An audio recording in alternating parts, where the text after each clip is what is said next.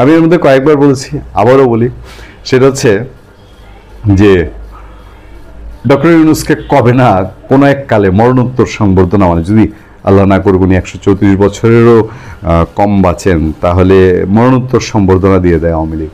কারণ ডক্টর ইউনূস যে উপকার করেছে, ধরেন আওয়ামী লীগ 13 তারিখ ঢাকায় লকডাউন ডেকেছে কি ডাকে নাই আমরা কিন্তু জানতাম না, বাংলাদেশের মানুষ জানতো না। অথবা আওয়ামী লীগ 13 তারিখে কি কি করবে, তারা সাংঘাতিক, তারা কি আকাশে 100 বেলুন ফুলাবে, তারপরে তারা যমুনায় হাত দিবে, এসব তো এই আমরা সংবাদপত্র দেখেই পড়ছি, সব আস্তে আস্তে আপনাদের সামনে সেইগুলো তুলে ধরবো আমরা। তো এগুলা ডক্টর ইউনূসের সরকার যে পদক্ষেপগুলো নিচ্ছে, সেই পদক্ষেপ থেকে আমরা শুনতে পাচ্ছি যে কেন এসব পদক্ষেপ নিচ্ছে যে আওয়ামী লীগ এই করবে, মানে ওই যে বলি না যে আওয়ামী লীগ নাই, কোথাও নাই, আবার যেন সর্বত্র বিরাজমান। কেমনে সর্বত্র বিরাজমান? আওয়ামী লীগ বিরোধী যারা, তারা রাতে ঘুমাতে গেলেও আওয়ামী লীগ দেখে, তারা এক গ্লাস পানি খেতে গেলেও পানির মধ্যে আওয়ামী লীগ দেখে, তারা দিবস রজনী অন্য রাজনীতি যাই করুক না করুক হঠাৎ পেছনে ফিরে তাকায় কোনো দিক দিয়ে আওয়ামী লীগ আসলো কিনা। এই করতে করতে আওয়ামী লীগ যদি 10 বছর 20 বছর পরে আসতো, এটা যেন কোথায় চাপিয়ে নিয়ে আসছে, এরকম একটা বিষয় কিনা। খবরটা আমাদের সামনে। হাসিনার রায় ঘিরে নিরাপত্তার শঙ্কা, সতর্ক আইন শৃঙ্খলা বাহিনী।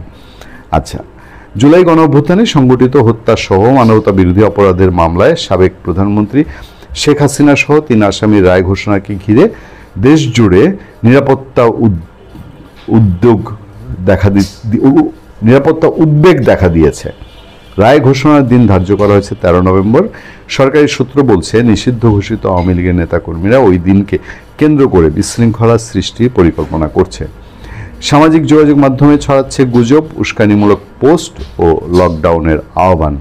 দলের প্রেসিডিয়াম সদস্য জাহাঙ্গীর কবির নানকের একটি ভিডিও বার্তায় 13 নভেম্বর ঢাকায় লকডাউন ঘোষণার পর পরিস্থিতি আরও উত্তপ্ত হয়েছে। তিনি বলেন, ঢাকা যেন 13 নভেম্বর জয় বাংলার দখলে থাকে। নানকের বার্তার পর থেকে রাজধানী সহ দেশের বিভিন্ন এলাকায় আওয়ামী লীগ নেতাকর্মীরা ঝটিকা মিছিল ও সমাবেশ করছে বলে জানা গেছে। আইন শৃঙ্খলা রক্ষাকারী বাহিনী পরিস্থিতি নিবিড়ভাবে পর্যবেক্ষণ করছে।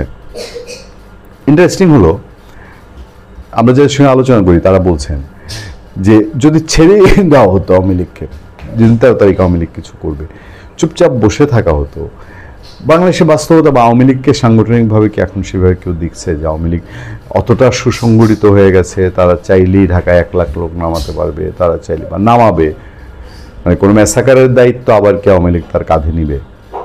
এখন এই গভর্নমেন্টের সময়ে বিষয়টা এরকম হয়ে গেছে যে আমি যেটা বলছি যে কোথাও নাই আবার সর্বত্র আওয়ামী লীগ খুঁজে পাওয়া।